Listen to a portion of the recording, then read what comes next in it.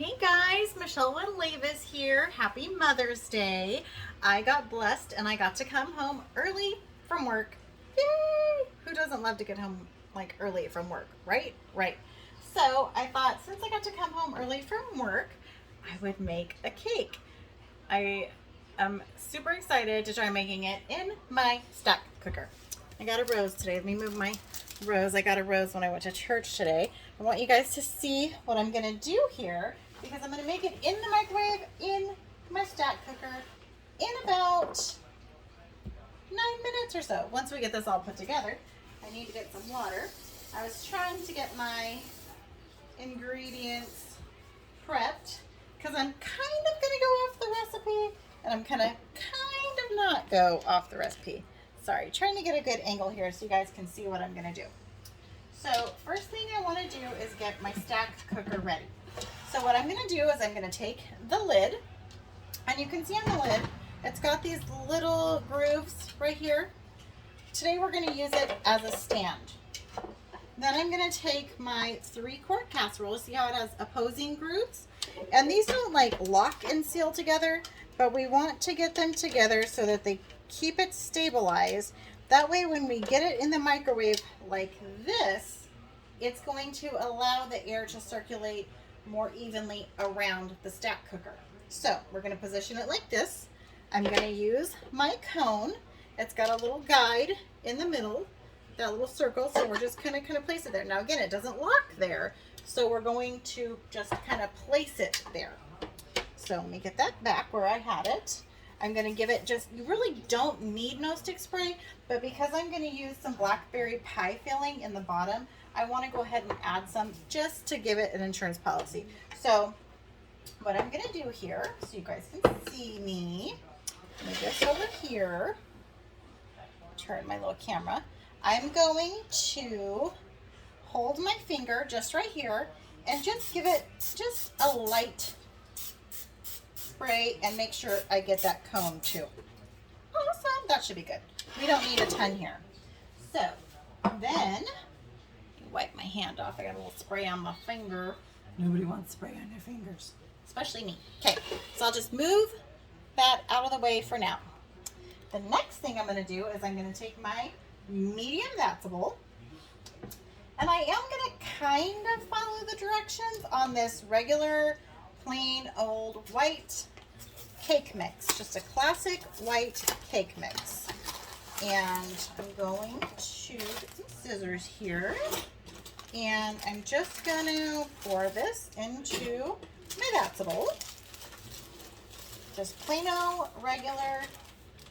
And you could probably use a yellow cake mix, or you could use a chocolate cake mix, or whatever kind of cake mix you want. You don't have to use white, but if you're following my directions, white cake mix kind of gives you the option to do what you want to with it. It's pretty cool. Okay, so this is just something that my grandmother, my dad's grandmother, actually she was my great-grandmother, I remember actually being at this counter because this house that I live in was my great-grandmother's house, and my uncle still owns it, and I get the privilege of living in it. So at this very counter here, when I was between 3 and 5 years of age, my grandma taught me how to do all kinds of cooking right here. So I feel really close to my great-grandma. Her name was Gerstle, and we called her Grandma Gertie. So I feel very blessed to be at this counter cooking now. She was probably my age. I'm 42, going to be 42 this year, and she watched me a lot when I was little. So anyway, when she was making any kinds of breads or cakes, she would make a little well, and that my dad taught me to cook a lot of stuff too. So that's where we're going to put our wet ingredients so we can incorporate everything. So the cake mix calls for 1 cup of water, so I'm going to go ahead and just put that in there. It calls for a 1/3 cup of vegetable oil. I'm going to use coconut oil. This is just a 100% pure refined coconut oil. You can get it pretty much in any grocery store nowadays. You can absolutely use vegetable oil if you want. Go for it. I don't have vegetable oil. I have coconut oil. Coconut oil I feel like is a little bit better for you, and it also doesn't really taste like coconut. Some other kinds that are, I don't really know how to describe it because I'm not like a dietitian or a food expert by any means, but they taste a little bit more coconutty. Actually, I should have kept that little, oh, you know what, I'll just do it right here. I need to separate my eggs. So I've got in here cake mix, 1 cup of water, 1/3 of a cup of vegetable oil is what the recipe calls for, but I just used coconut oil. So now it calls for 3 large egg whites. But you know what? I don't even think I'm going to do that. I'm just going to put in the whole egg.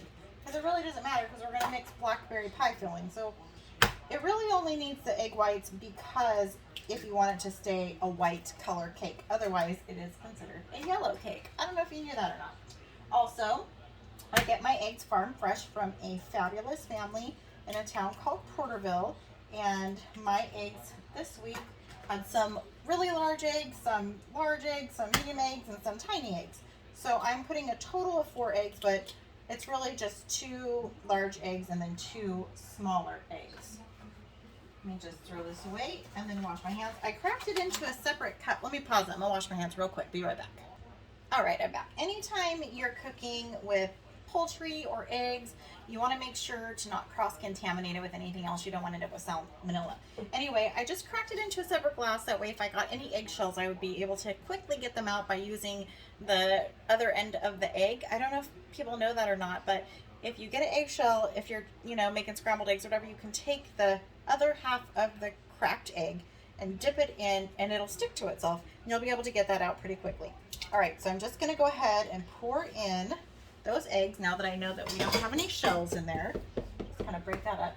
Now, the recipe does not call for this, but I just like to brighten things up. Like I was saying the other day in one of my demos, let me take this sticker off. There was this cook on the Food Network, and her name was Sandra Lee, and her show was called Semi-Homemade with Sandra Lee. And I felt like she was a woman after my own heart. I'm just going to zest some lemon. Now, this is a Tupperware's grater zester, and it's going to zest the lemon right into here so I get all of it and not have to worry about scraping it off the sides. The zester that Tupperware has is actually super cool. I'll show you when I get this zested how much lemon zest that I actually get in my zester, and you're not wondering, where's all the lemon zest? Gosh, that lemon smells super great. I'm also going to put in the juice. Like I said, it doesn't call for it, but I like, actually, and I might actually just put in the lemon. We'll see. We'll see once I get it in there, because sometimes you don't want to mix acid, which that would be the lemon juice, until you get the eggs cooked, because you don't want to start cooking your eggs in there yet either. Okay, so check this out, you guys. Look at all of that zest. And I'm not trying to scrape and look for all, I'm just going to scrape this little bit out that's got on there. But I'm just amazed and impressed by Tupperware's products. I know I keep saying it because I am actually in awe. So you know how I had that little well earlier? So now I'm just stirring in basically the dry ingredients into the middle of the wet ingredients. You don't want to over-mix your cake batter. You just kind of want to incorporate the dry into the wet, and when you don't see any more dry ingredients, stop mixing. Otherwise, you're going to have a tough cake, and nobody wants a tough cake. Nobody. So I'm just going to kind of, like I said, fold into the ingredients. I know that there's a lot of super awesome, because I wanted one for years, stand mixers that go on your counter, and you just turn them on and they mix everything for you. But I don't think that people realize that they're overworking their batters, and that's why their breads and cakes and stuff sometimes will come out really tough and kind of dense and not cakey. And when you're making a cake, you want a light, fluffy cake.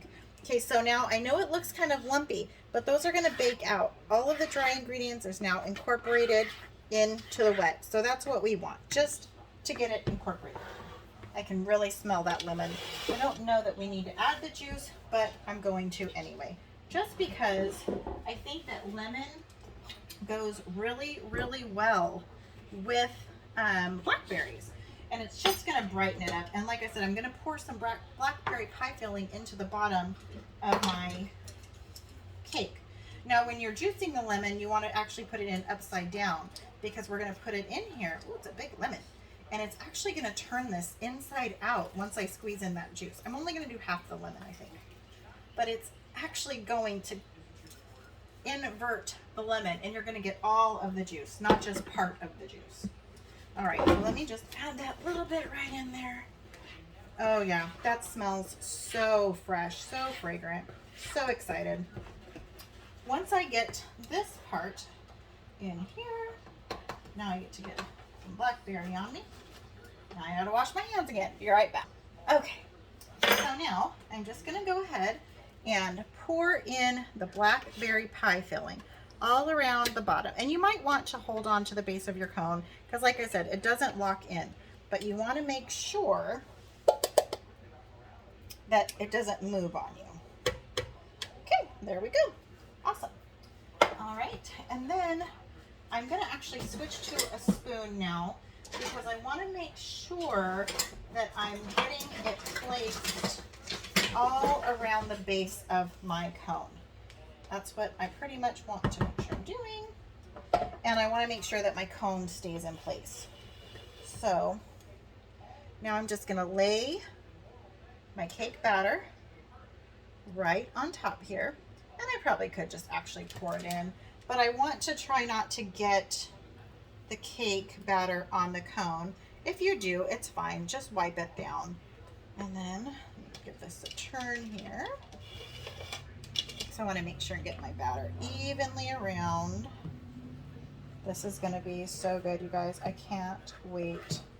I know my husband and my son are probably like, quit making videos and make the cake. Oh my gosh. All right. So, quick trick to get your batter even too is to just take it like this and just do this 3 times. 1, 2, 3. That's also going to release the air, and it's going to get any air bubbles out of it. So now, let me just get this open. I'm going to put the stack cooker in just like this into my microwave. I'm going to set it for 9 minutes, and then I'll be back and we'll have cake. All right, guys, I'm back. So I had time to go ahead and do my dishes and clean up. There's about 3 minutes left in the microwave, and once the timer goes off, we need to let it rest for a couple of minutes. Give it time to just pull away from the sides a little bit, and that's how we'll know it's done. So as soon as that goes off and we have time to rest for just a few minutes, we'll be back and I'll show you the cake. All right, the microwave just beeped. This is my first time making the cake in the stack cooker, so I'm pretty excited. I want to see how it comes out. I'm impatient. Hopefully it's done. Smells good. Let's get it out here. Oh, and if you haven't noticed from any of my other demos, these handles are Stay Cool handles. So, oh yeah, smells amazing. Okay, let me put this down here so you guys can see. Try to get the light just right so you guys can see. Check this out. So remember how I said when it pulled away from the sides, that's how you know it was done. So now I just need to let it sit here and rest, and then we'll invert it. Oh, I'm so excited. I'll be back. We're gonna have cake. Okay guys, I'm back. I'm super impatient. I don't want to keep waiting to check out this cake. I just hope that it turns out okay.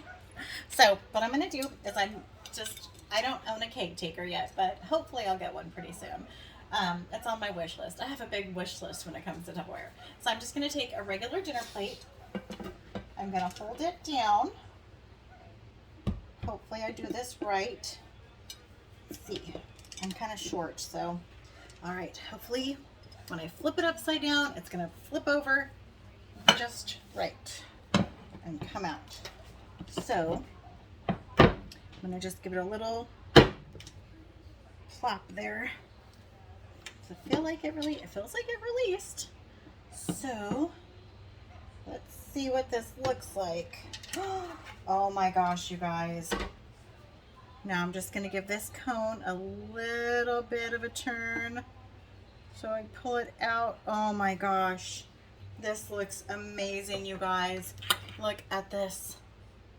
Look at this beautiful, beautiful gloriousness. I could tell I'm gonna drip on that side. I better get to that side quick. Oh, I can't wait to try this. I know my family is gonna flip when they have some. Well, for my first attempt, not too bad. I'm pretty excited. You guys have a great night and come back and join me again. We'll do some more demos. We'll try some more stuff out, and hopefully you'll find some great ideas for your next family meal or dessert. Have a good one and be blessed. Oh my gosh, I almost forgot to show you guys what it's like when it's done. Let's cut into this bad boy. I am too excited to wait any longer. Oh my gosh, it smells incredible. Look at that. Absolutely beautiful. Stunning. It smells wonderful. It's nice and spongy. I'm gonna get some extra that goodness from the bottom there. I have to give this a taste, you guys. I can't even wait. I'm supposed to be sharing it with my family, but right, it's Mother's Day. It's my day. I cannot wait to try this. You guys, it's moist. It's light. It's delicious. You guys gotta get yourselves a stack cooker. I didn't even have to turn on my oven. This is delicious. All right, you guys have a great night. I'm gonna eat the rest of my cake.